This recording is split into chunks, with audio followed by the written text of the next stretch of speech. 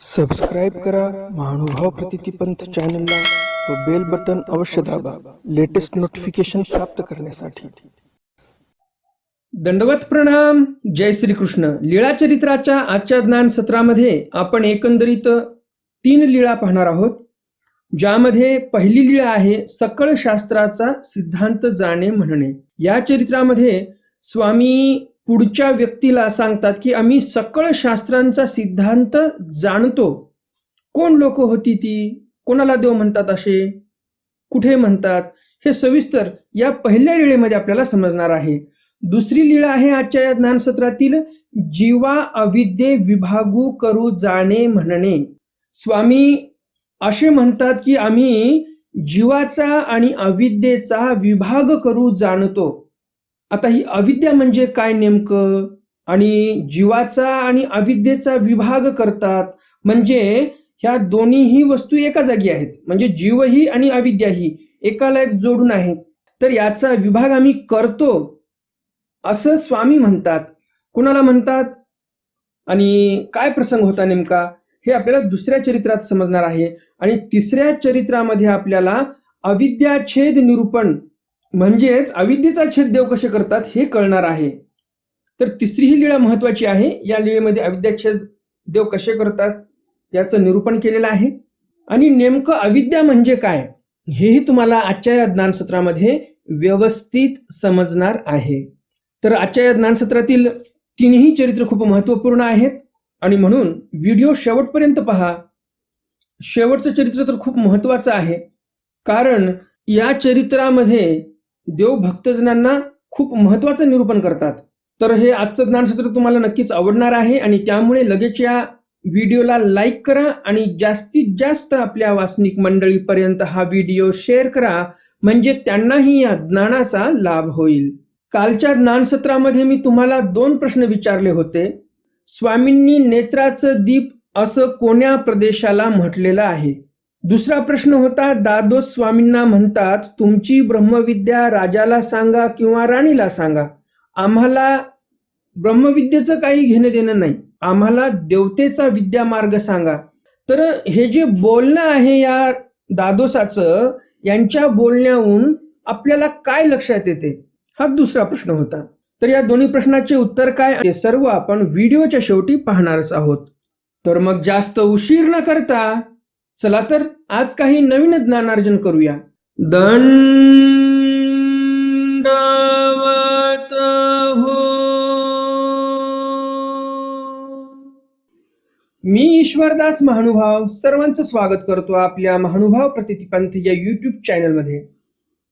तुम्हाला असेच ज्ञानवर्धक व्हिडिओ आवडत असतील, दररोज नवनवीन स्वामींचे चरित्र ऐकण्याची इच्छा असेल, तर हे चॅनल तुमच्यासाठी आहे। लवकरात लवकर चॅनल सबस्क्राईब करा, बेल बटन दाबा आणि ऑल ऑप्शन सिलेक्ट करा, म्हणजे भविष्यामध्ये मी जे काही ज्ञानवर्धक व्हिडिओ स्वामींचे नवनवीन चरित्र अपलोड करणार आहे ते व्हिडिओ तुमच्यापर्यंत नियमितपणे पोहोचत राहतील। आजच्या ज्ञानसत्रातील लीळा क्रमांक आहे लीळा चरित्र उत्तरार्ध, लीळा क्रमांक 492, सकळ शास्त्राचा सिद्धांत जाणे म्हणणे। सकळ शास्त्रांचा सिद्धांत जाणे म्हणणे म्हणजे स्वामी म्हणतात की आम्ही सकळ शास्त्राचा सिद्धांत जाणतो।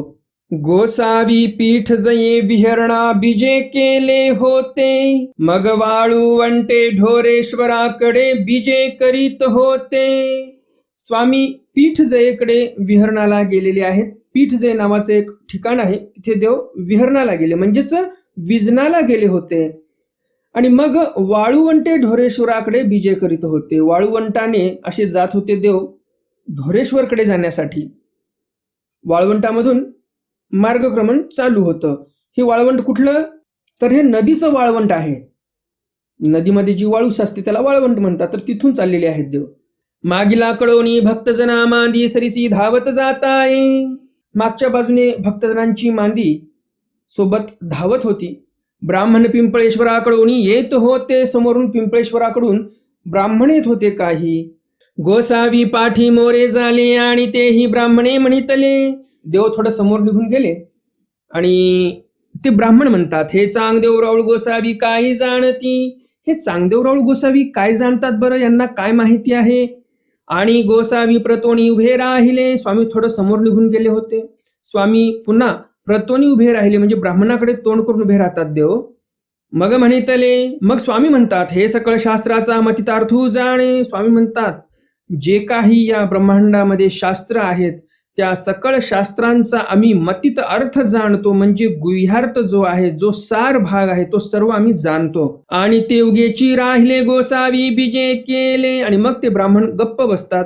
गोसावी बीजे केले आणि मग स्वामी निघून जातात तिथून. उत्तरार्ध लीळा क्रमांक 496.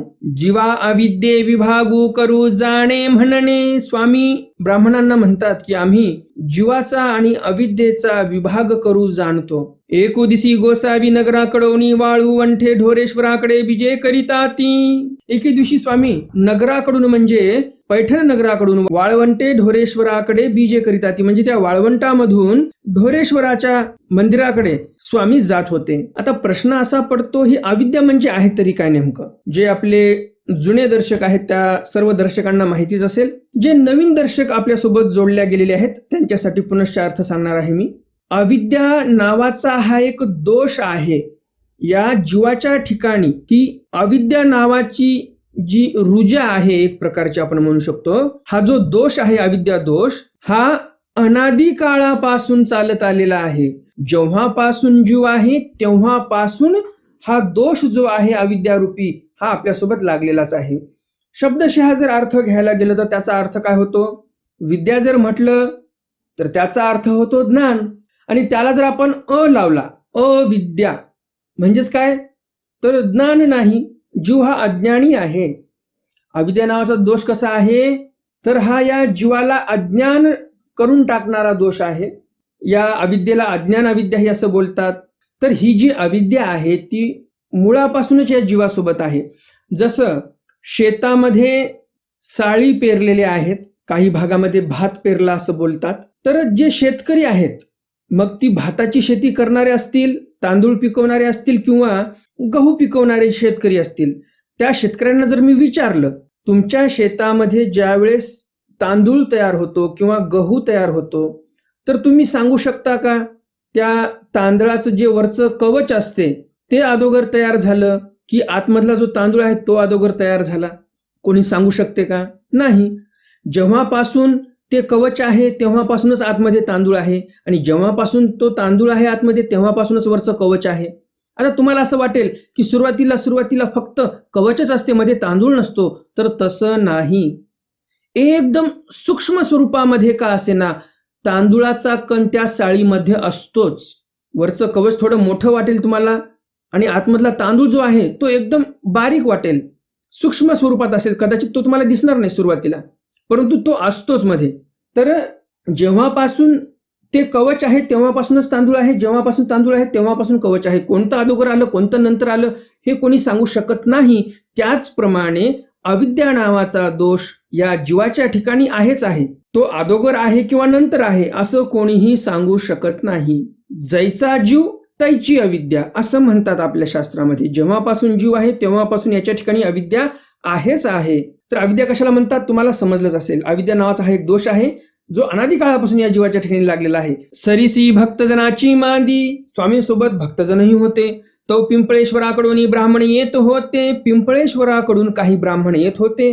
तेही गोसावी आते देखिले. त्या ब्राह्मणांनी स्वामींना पाहिलं.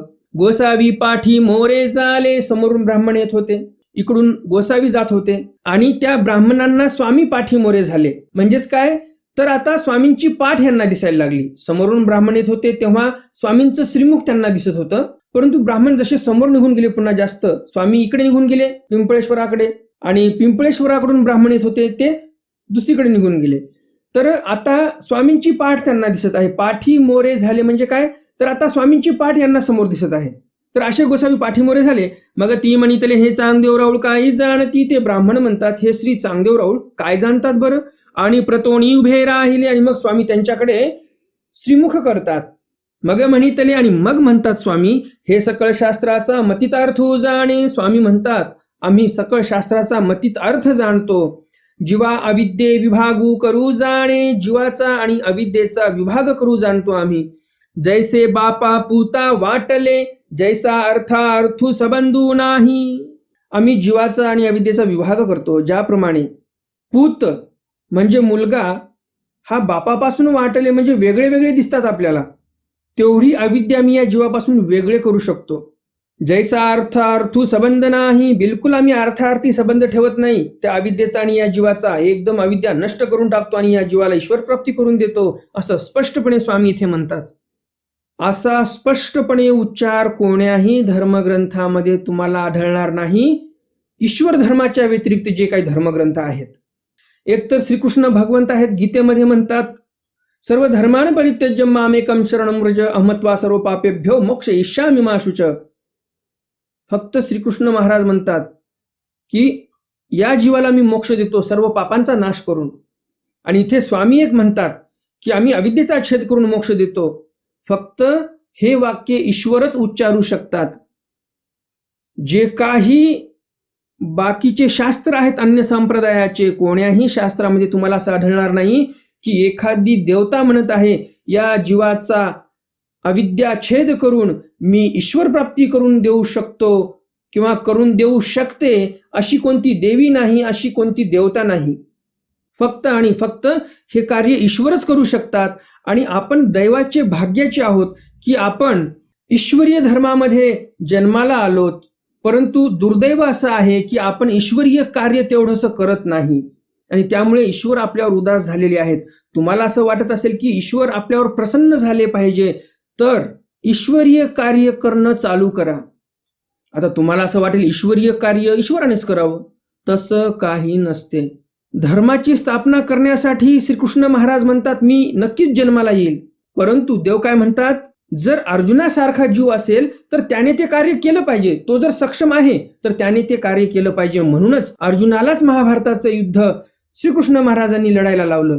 आता श्रीकृष्ण महाराज म्हटले असते अर्जुना तुला टेन्शन येते का बाळा, तू थांब, एका सेकंदात सर्व कौरवाचं सैन्य मी नष्ट करतो. हे सुदर्शन चक्र सोडलं, एका सेकंदात वापस आलं, सर्वांचे मुंडके धडाच्या वेगळे करून आलं सुदर्शन चक्र. असंही झालं असतं. परंतु परमेश्वराला वाटते माझं कार्य, धर्माच्या स्थापनेचं कार्य जीवाने केलंच पाहिजे, म्हणून तर अर्जुनाला तेवढं कार्य करायला लावलं. आणि अधर्मावर विजय प्राप्त करू शकतो हा एकटा जीवही, हे आपल्याला इथे श्रीकृष्ण महाराजांनी दाखवून दिलं.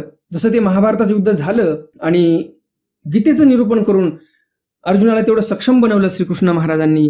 तर या प्रसंगावर आपल्याला काय लक्षात येते की परमेश्वराचं ईश्वरीय कार्य जे आहे ते जीवानंही केलं पाहिजे, हे श्रीकृष्ण महाराज आपल्याला दाखवून देतात या अर्जुनाच्या उदाहरणावरून. आणि म्हणून मी तुम्हाला सांगतो ईश्वरीय कार्य आपणही केलं पाहिजे. आपण ईश्वर धर्मामध्ये जन्माला आलो, आपल्याला ईश्वर कळाला, तर हे कार्य पुढे चालवणं हे आपलं तेवढंच मोठं दायित्व आहे आणि ते दायित्व आपण पार पाडलं पाहिजे. सर्वज्ञ म्हणितले स्वामी म्हणतात कवना एकांताची सवडी वज्रकीटकी लागली असे, ते आगी जाळीता जळेना, पाणी अंतू बुडेना, शस्त्रे छेदेना, घनावरी पिटिता परी मरेना, सांडसवरी तोडिता परी तुटेना, कव्हणीची रोगुनेने अधिका दुःखची होई. मग स्वामी इथे वज्रकीटकीचा दृष्टांत सांगतात की कोणाच्या तरी एका माणसाच्या सवडी वज्रकीटकी लागलेली होती, म्हणजेच आतड्यांच्या सांधीमध्ये वज्रकीटकी लागली होती. म्हणजेच आपण असं म्हणू शकतो की त्यांना कुठेतरी शरीरामध्ये आतड्यांच्या मध्ये कुठेतरी कॅन्सर झालेला होता त्या व्यक्तीला. मग लोक बरेच प्रयत्न करतात परंतु उपचार काय होत नाही व्यवस्थित. त्या वज्रकीटकीला जर जाळाने जाळून टाकतो म्हटलं तर ते जाळता येत नाही. पाण्यामध्ये बुडवून मारतो म्हटलं तर ती वज्रकीटकी काही तशी मरणार नाही, माणूसच मरून जाईल.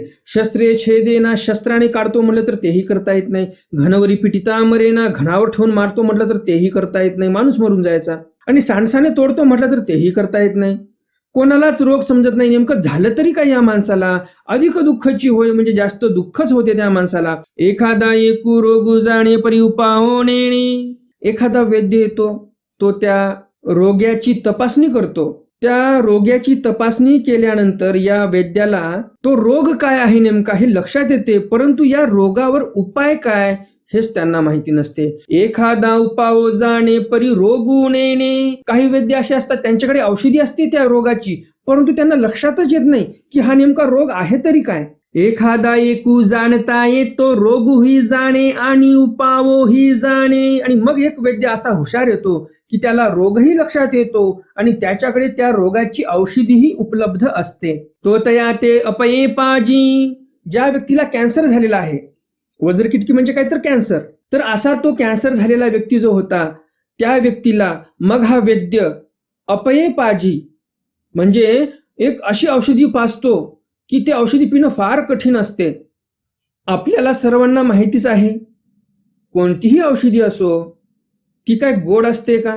काही क्वचित औषधी गोड असतात, होमिओपॅथीच्या वगैरे किंवा टॉनिक वगैरे, परंतु आयुर्वेदिक शास्त्रामध्ये बहुतांश औषधी ह्या कडू असतात.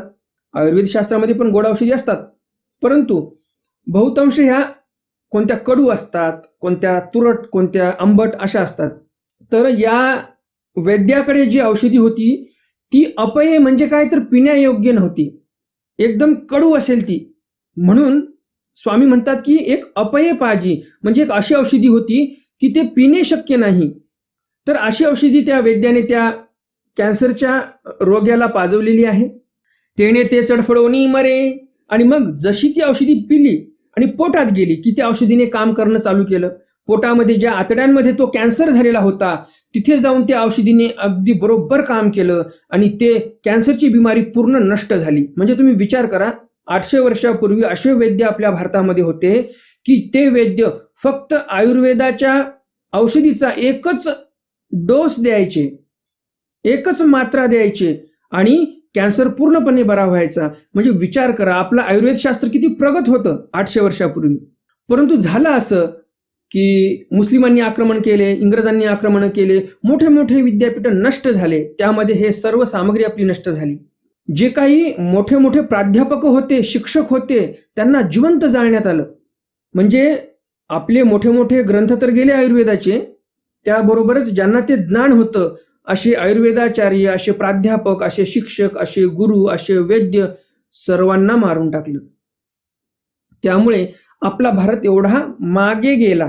आणि आजकालचे मग लोक काय म्हणतात, हे आजकालची जे मेकॉले शिक्षण पद्धती आहे, या शिक्षण पद्धतीतून जन्माला आलेली जे काही पिलावळ आहे, हे पिलावळ काय म्हणते, आपला भारत फारच मागास होता, आपल्या भारतामध्ये काहीच नव्हतं. हे सर्व कोणी शिकवलं? या मेकॉले शिक्षण पद्धतीने शिकवलेलं आहे. जसं उदाहरणार्थ तुम्हाला एक हसू येईल अशी गोष्ट आहे, आपल्या शिक्षण पद्धतीमध्ये आम्हालाही शाळेमध्ये ते शिकवण्यात आलंच. एक प्रश्न यायचा शाळेमध्ये, आम्हाला शाळेमध्ये पेपरमध्ये एक प्रश्न यायचा, हु डिस्कवर्ड इंडियन कॉन्टिनेंट, म्हणजे भारताचा शोध कुणी लावला? आणि मग आपल्याला उत्तर द्यावं लागायचं, Vasco the gamma discovered Indian continent. म्हणजे भारताचा शोध वास्को द गामा या पाश्चात्य व्यक्तीने लावला. म्हणजे विचार करा तुम्ही, किती मूर्खपणाचं लक्षण आहे हे. म्हणजे आपण असं म्हणतोय की आमचा शोध, या आमच्या भारत राष्ट्राचा शोध त्या वास्को द गामाने लावला. मूर्खपणाचा प्रश्न आणि मूर्खपणाचं उत्तर आहे, बाकी दुसरं काहीच नाही.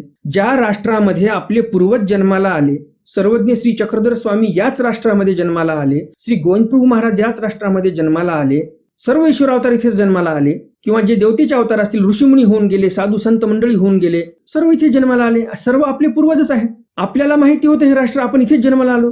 मग आपल्याला काही शिकवण्याची गरज आहे का? भारताचा शोध कुणी लावला हे शिकवायला कुठं पाहिजे? ज्या युरोपमधून हा आला होता वास्को द गामा, तिथे लोकांना शिकवलं पाहिजे की भारताचा शोध कुणी लावला, तर वास्को द गामाने लावला. आता हे लोक भारतातल्याच लोकांना शिकवायला लागलेले आहेत की तुमचा शोध आमच्या माणसाने लावला, आणि आपण पण मूर्खासारखे ते पाठांतर करत आहोत, उत्तर देत आहोत. म्हणजे या मेकॉले शिक्षण पद्धतीतून खरंच शहाणे माणसं जन्माला येतील का? तुम्हीच विचार करा. असं म्हणत नाही मी, कोणी शहाणं नाही. आहेत जे काही नैतिक मूल्य जपतात, ज्यांना काही लहलता आहे आपल्या संस्कृतीविषयी, ते सर्व शहाणेच आहेत. परंतु या भारतामध्ये काहीच नव्हतं, जे काही दिलं ते इंग्रजांनी दिलं असे म्हणणारे जे पिलावळ आहेत, ते पण याच शिक्षण पद्धतीतून जन्माला आलेली पिलावळ आहे. तर त्यांच्यासाठी मी सांगू इच्छितो, जे म्हणतात भारतामध्ये काहीच नव्हतं, तर भारतामध्ये असे वैद्य होते जुन्या काळामध्ये. सर्वज्ञ श्री चक्रधर स्वामी हे दृष्टांत सांगतात वज्रकिटकीचा, की एका मात्रेमध्ये औषधीच्या पूर्ण वज्रकिटकी नष्ट झाली. म्हणजे कॅन्सरचा पेशंट पूर्णपणे चांगला झालेला आहे, एकदम निरोगी झाला, कॅन्सर नष्ट झाला एका डोसमध्ये. तर सांगा तुम्ही काय औषधी असेल ती आयुर्वेदामधली. आणि म्हणून असं नका म्हणू की भारतामध्ये काहीच नव्हतं, तर असं म्हणा की मला काही माहिती नाही भारताविषयी, की भारतामध्ये काय काय होतं आणि काय काय नव्हतं. आणि त्यामुळे भारतीय संस्कृतीला नावबोट ठेवण्याच्या अगोदर स्वतःच्या अज्ञानतेला दूर करण्याचा प्रयत्न करा, एवढंच सांगायचं मला. तर स्वामी म्हणतात इथे त्या वैद्याने एक मात्रा दिली औषधीची, जे काही 10 ml 20 ml 25 ml असेल, आणि एका मात्रेमध्ये तो कॅन्सर पूर्णपणे नष्ट झालेला आहे. तो जो पेशंट होता तो अगदी ठणठणीत झालेला आहे. मग पुढे स्वामी म्हणतात, तैसे जीवासी अनादि अविद्या लागली असे, ते फेडावया जीव अनेक उपाय करी. आणि मग स्वामी म्हणतात, तैसे म्हणजे त्या वज्र कीटकीच्या प्रमाणे या जीवाच्या ठिकाणी अनादि अविद्या लागलेली आहे. अन म्हणजे नाही, आदि म्हणजे सुरुवात. अनादि म्हणजे काय? अन म्हणजे नाही, आदि म्हणजे सुरुवात. अनादि हा जो शब्द आहे तो 2 शब्दापासून तयार झालेला आहे. संधी विग्रह केल्यानंतर 2 शब्द तयार होतात, अन आणि आदि. हे दोन्ही शब्द एका जागी आले आणि अनादि शब्द तयार झाला. तर ज्याप्रमाणे मी म्हटलो की अन म्हणजे नाही, आदि म्हणजे सुरुवात, त्या अविद्येची सुरुवात कधी झाली हे माहिती नाही. या जीवाच्या ठिकाणी आहेच आहे ती अविद्या. ज्याप्रमाणे मी तुम्हाला साळीचं उदाहरण दिलं किंवा गव्हाचं उदाहरण दिलं, तर त्या शेतकऱ्याला जसं सांगता येत नाही की कवच पहिलं तयार झालं की मधला तांदूळ पहिला तयार झाला, किंवा त्या गव्हावरचं कवर पहिलं तयार झालं की आतमध्ये गहू पहिलं तयार झाला, कोणी सांगू शकत नाही. त्याचप्रमाणे या जीवाला अविद्या कधी लागली कोणी सांगू शकत नाही. जेव्हापासून हा जीव आहे तेव्हापासून अविद्या नावाचा दोष या जीवाच्या ठिकाणी आहेच आहे. तर अशी ते अविद्या आहे, ते फेडण्यासाठी हा जीव बरेच उपाय करतो. तेणे अधिका नरकची होती, परंतु त्या उपायाचा काही परिणाम होत नाही आणि अधिक नरकच होतात या जीवांना. मग परमेश्वरू आपल्या कृपाशक्ती करुणी फेडिती तै फिटे. आणि मग परमेश्वर आपल्या कृपाशक्ती करून या जीवाच्या ठिकाणी लागलेली अविद्या छेदून टाकतात, फेडून टाकतात, तेव्हाच ते फिटते, असं स्वामी म्हणतात. ऐसे म्हणितले आणि उगेची राहिले. आणि मग स्वामींनी असं निरूपण केलं आणि ते ब्राह्मण गपचूप बसतात. तर तुम्हाला या चरित्रातून समजलंच असेल अविद्या कशाला म्हणतात, अविद्या कशी असते, जीवाला कशी लागलेली आहे, मग ते अविद्या नष्ट करण्यासाठी काय उपाय आहेत. तर काय उपाय आहे यासाठी? ज्याप्रमाणे त्या वैद्याने एक अपय पाजलं, म्हणजे एकदम कडू औषध असेल किंवा काहीतरी वेगळं औषध असेल जे पिऊ शकणार नाही माणूस, असं अपय पाजल्यानंतर ते कॅन्सर मरून गेला, नष्ट झाला कॅन्सर, काही शस्त्रक्रिया करण्याची गरज पडली नाही. तर अशी उत्तम दर्जाची औषधी त्या वैद्याने दिली आणि कॅन्सर पूर्ण नष्ट झाला, ठणठणीत झाला तो पेशंट. तर त्याचप्रमाणे आपल्याला पण एकदम कडू असा डोस घ्यावा लागणार आहे. आपण जे स्वच्छंदपणे विहार करतो, बस मनाला वाटलं तसं खायचं प्यायचं राहायचं, उड्या मारायच्या, थिएटरमध्ये जायचं, म्युझिक ऐकायचं, म्हणजे स्वैराचार जो वाढलेला आहे तो कुठेतरी आपण थांबवला पाहिजे. देवाने सांगितलेलं आहे त्याप्रमाणे वागण्याचा प्रयत्न केला पाहिजे आणि लवकरात लवकर संसारामधून बाहेर निघून संन्यास घेतला पाहिजे. आणि संन्यास घेतल्यानंतर अध्ययन केलं पाहिजे काहीतरी आणि आचरणही केलं पाहिजे. म्हणजे आपण ती औषधी पिली असं आपण म्हणू शकतो, आता अविद्या आपली नष्ट होईल. ज्याप्रमाणे त्या वैद्याने औषधी दिली आणि कॅन्सर नष्ट झाला, त्याप्रमाणे हे जे स्वामींची ब्रह्मविद्या आहे ती ब्रह्मविद्या आपण अध्ययन केली पाहिजे, त्याप्रमाणे आचरण केलं पाहिजे. म्हणजे आपण तो औषधीचा डोस घेतला ज्यामुळे अविद्या नावाचा दोष नष्ट होऊन जाईल. तर तुम्हाला समजलं असेल व्यवस्थित. आता पुढच्या चरित्राकडे वळूया. उत्तरार्ध लीळा क्रमांक 494, अविद्याछेद निरूपण. सर्वज्ञ श्री चक्रधर स्वामी अविद्याछेदाविषयी निरूपण करतात. मग गोसावी ढोरेश्वरासी बीजे केले. मग स्वामी ढोरेश्वराकडे गेले. बाईसी पूसले बाबा अविद्या म्हणजे काय. बाईसाने विचारलं, बाबा अविद्या म्हणजे काय आहे बरं. आता अविद्या म्हणजे काय असते तुम्हाला सर्व व्यवस्थित सांगितलेलं आहे, त्यामुळे आता पुनश्च मी अर्थ इथे करणार नाही. सर्वज्ञ म्हणितले बाई अनादि अविद्या. स्वामी म्हणतात बाई अविद्या म्हणजे अनादि अविद्या. अनादि अविद्या कशाला म्हणतात तेही तुम्हाला सांगितलेलं आहे. अर्थ एकच आहे, परंतु देव इथे सांगतात की अविद्या म्हणजे अनादि अविद्या. बाबा अनादि अविद्या म्हणजे काय. पुन्हा बाई म्हणतात बाबा अनादि अविद्या म्हणजे काय. सर्वज्ञ म्हणले बाई मूळ विद्या. स्वामी म्हणतात बाई अनादि अविद्या म्हणजे मुळा विद्या. आता मुळा विद्या म्हणजे काय हे तुम्हाला लक्षात आलंच असेल. मुळापासूनच लागलेली आहे आणि ते मूळ कुठून चालू झालं हे कोणालाच माहिती नाही, त्याला मुळा विद्या म्हणतात. बाबा मुळा विद्या म्हणजे काय. बाईसांना काय अजून समजलं नाही आणि बाईसा म्हणतात बाबा मुळा विद्या म्हणजे काय. सर्वज्ञ म्हणते बाई अज्ञान अविद्या. सुरुवातीला तुम्हाला अर्थ सांगितला की नाही, अविद्या म्हणजे अज्ञान अविद्या. तर इथे स्वामी पण तेच म्हणतात की बाई मूळ अविद्या म्हणजे अज्ञान अविद्या. यावरी गोसावी अविद्याछेदाची वचने निरूपिली. अविद्याछेद कसा करतात देव त्या संदर्भामध्ये देवानी काही वचनं सांगितले. इथे सर्वज्ञ म्हणते बाई परमेश्वर जीवासी कृपा करीती. मग परमेश्वर आपल्या कृपा शक्ती करुणी तयाची अनादि अविद्या छेदू करीती मुळा विद्या छेदू करीती अज्ञान छेदू करीती अज्ञान छेदे करून अन्यथा ज्ञान त्रुटी होय अद्यमळ त्रुटी होय जीवत्व त्रुटी होय तळीची आणि तिल्यावरीची पडे उतरंडी गडबडी या परी परमेश्वरू तया ते माया पारंगत करीती साध्याच्या प्राप्ती साधन निवर्ते सर्वज्ञ मणितले सूर्य असे ते निसिजे येतुले नि तेजाये झळका करून पोगर आच्छादिती आंबवती दिजे आणि झळक जाये पोगर असती ते निवडती तैसे योग्यते करुणी जीवाचे स्वरूपाच्छादले असे मग परमेश्वरी योग्यता फेडोनी प्राप्ती करीती ऐसे निरूपण केले मग गोसावी बीजे केले. मग स्वामींनी व्यवस्थित निरूपण केलेलं आहे की परमेश्वर कृपा शक्तीने स्वतःच्या अविद्याछेद करतात या जीवाचा. अविद्याछेद केल्याने अन्यथा ज्ञान त्रुटी होते. अन्यथा म्हणजे काय? अनाते आन म्हणणे त्याला अन्यथा ज्ञान म्हणतात. म्हणजे काय? अंधार पडलेला आहे, रस्त्यामध्ये साप पडलेला आहे, पाहणाऱ्याला असं वाटलं ते साप नसून दोरी आहे, तो गेला धरायला, धरला आणि साप चावला आणि मरून गेला तो माणूस. तर याला म्हणतात आणाते आन म्हणणे. होता साप परंतु त्याला दुसरंच काहीतरी म्हटलं त्या माणसाने आणि त्यांना हात लावला, याला आणाते आन म्हणतात. किंवा दोरी पडलेली आहे पण साप वाटला तो, याला अनाते आन म्हणतात. तर मग अन्यथा ज्ञान त्रुटी होते म्हणजे अन्यथा ज्ञान नष्ट होते अविद्याछेद केल्यानंतर. आद्यमळ त्रुटी होते म्हणजे आद्यमळही नष्ट होतो. जीवत्व त्रुटी होते म्हणजे जीवत्वही नष्ट होते. तळचील हानी तिल्यावरची पडे म्हणजे तुम्ही जर घरामध्ये मोठी मडक्याची उतरंडी लावलेली आहे आणि त्या उतरंडीच्या एकदम बुडाचं मडकं फोडून टाकलं तर वरचे मडके व्यवस्थित राहतील का? नाही. खालचं मडकं तोडलं म्हणजे वरचे सर्व पडतात खाली. त्याप्रमाणे मूळ खालचं मडकं जे आहे ते अविद्या आहे. अविद्या नष्ट झाली की सर्वच दोष नष्ट होऊन जातात असं स्वामींना इथे सांगायचं.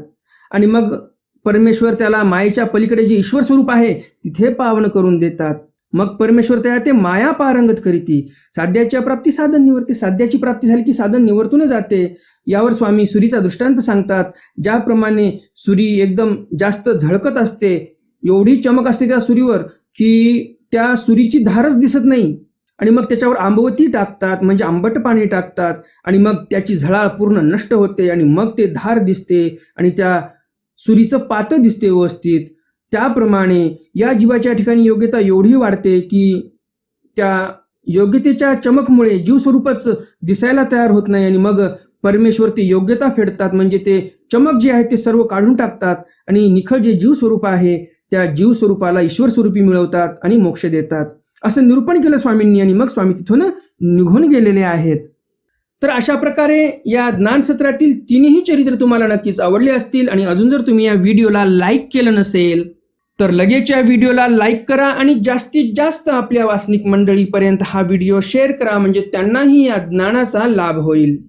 आणि असेच ज्ञानवर्धक व्हिडिओ तुम्हाला आवडत असतील तर हे चॅनल तुमच्यासाठी आहे. लवकरात लवकर चॅनलला सबस्क्राईब करा, बेल बटन दाबा आणि ऑल ऑप्शन सिलेक्ट करा म्हणजे भविष्यामध्ये मी जे काही चांगले चांगले चरित्र देवाचे अपलोड करणार आहे ते चरित्र तुमच्याकडून सुटणार नाहीत. ही सूचना फक्त नवीन दर्शकांसाठी. ज्यांनी पूर्वी चॅनल सबस्क्राईब केलेलं आहे त्यांनी पुनश्च चॅनल सबस्क्राईब करण्याची आवश्यकता नाही.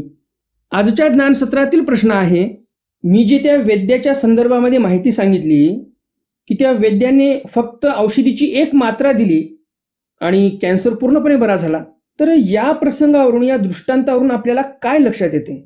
हा आजच्या ज्ञानसत्रातील प्रश्न आहे. आता पाहूयात आपण कालच्या ज्ञानसत्रातील प्रश्न, त्याचं उत्तर. कालच्या ज्ञानसत्रामध्ये मी प्रश्न विचारला होता, स्वामींनी नेत्राचं दीप असं कोण्या प्रदेशाला म्हटलं आहे? स्वामींनी नेत्राचं दीप असं गुजरात प्रदेशाला म्हटलेलं आहे कारण तिथल्या लोकांचे डोळे सुंदर असतात म्हणून. आणि आपल्या काही दर्शकांनी असं उत्तर दिलं की नेत्राचं द्वीप आहे एक गुजरात प्रदेशामध्ये, असं उत्तर दिलं. तर ते उत्तर चुकीचं आहे. नेत्राचं द्वीप आहे असं कुठेही नाही, कालच्या चरित्रामध्ये कुठेही आलेलं नाही. मी तसं सांगितलेलंही नाही की डोळ्याचं दीप आहे या नावाने, नेत्रदीप नावाने, असं कुठेही आलेलं नाही. तर लोकांचे डोळे सुंदर आहेत म्हणून त्या गुजरात प्रदेशाला नेत्रद्वीप असं म्हटलेलं आहे, नेत्राचं दीप आहे असं स्वामींनी म्हटलेलं आहे. दुसरा प्रश्न होता, दादोस स्वामींना म्हणतात तुमची ब्रह्मविद्या जर महत्वाची आहे तर ते कोण्या राजाला सांगा, कोण्या राणीला सांगा, आम्हाला फक्त देवतेचा विद्यामार्ग सांगा. तर या प्रसंगावरून आपल्याला काय लक्षात येते? तर या प्रसंगावरून आपल्याला हे लक्षात येते की हा जीव जो आहे तो चमत्काराला नमस्कार करणार आहे. चमत्कार झाले पाहिजे माझ्याकडून अशी अपेक्षा परमेश्वराकडून ठेवतो, असं सामर्थ्य मला परमेश्वराकडून मिळावं अशी अपेक्षा ठेवतो. फारच मतलबी हा जीव आहे. आणि या प्रसंगावरून आपल्याला हे लक्षात येते की दादोस किती उद्धटपणे वागायचे, किती उद्धटपणे उत्तर द्यायचे स्वामींना, हे आपल्याला लक्षात येते या प्रसंगावरून. तर आपण असे झालो नाही पाहिजे, नाहीतर हल्ली आपलं तसं झालेलंच आहे. आपण जास्त कुठे जातो, जे स्थान नवस पूर्ण करते तिथे रांगाच्या रांगा लागतात. ते स्थान आपलं नवस पूर्ण करते ना, मग तिकडेच जायचं. म्हणजे काय झालं, चमत्काराला नमस्कार. त्या स्थानाने तुमचा नवस पूर्ण केला नाही की मग म्हणायचं अरे हा काय देव आहे का, निघाले दुसरीकडे. तर असा मतलबीपणा आपल्या मनामध्ये येऊ देऊ नका, आपल्या वागण्यावरून तसं दिसू देऊ नका. निस्वार्थतेने देवाची भक्ती करा, कोणताही हेतू ठेवू नका, निर्हेतुक भक्ती करायचं शिका, तरच तुमच्या या मनुष्य जन्माचं सार्थक आहे. ज्याप्रमाणे तुम्ही कालच्या ज्ञानसत्रातील प्रश्नाचे उत्तर बरोबर दिली, त्याचप्रमाणे तुम्ही आजच्याही ज्ञानसत्रातील प्रश्नाचं उत्तर नक्कीच देणार अशी अपेक्षा आहे.